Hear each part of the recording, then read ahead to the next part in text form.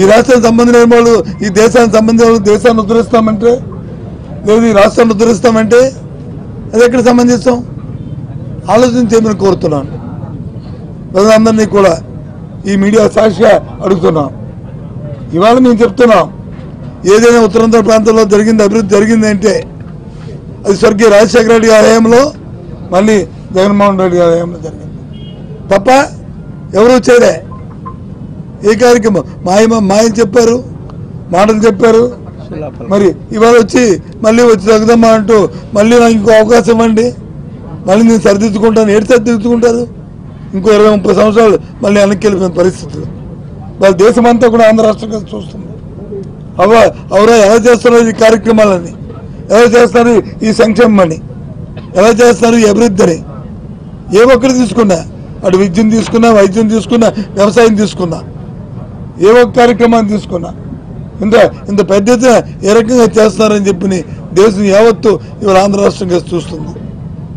దానిలో ఇంతకుముందు ఏ రాష్ట్రాల్లో పోడేవారు, ఏ గుజరాత్నో లేకపోతే ఏ కేరళనో లేకపోతే ఏ ఢిల్లీనో చెప్పారు. ఇప్పుడు అలా కాదు, ఆంధ్ర రాష్ట్రంగా చూస్తున్నారు. ఇప్పుడు అందరూ కూడా ఆంధ్ర రాష్ట్రంలో ఏ విధంగా జరుగుతుందో వెళ్ళి పర్యవేక్షించి రమ్మని చెప్పి అధికారుల్ని, మరి పై రాష్ట్రాల అధికారులని, పై రాష్ట్ర మంత్రులు ఇవాళ వచ్చి ఆంధ్ర రాష్ట్రంగా చూస్తున్నారు.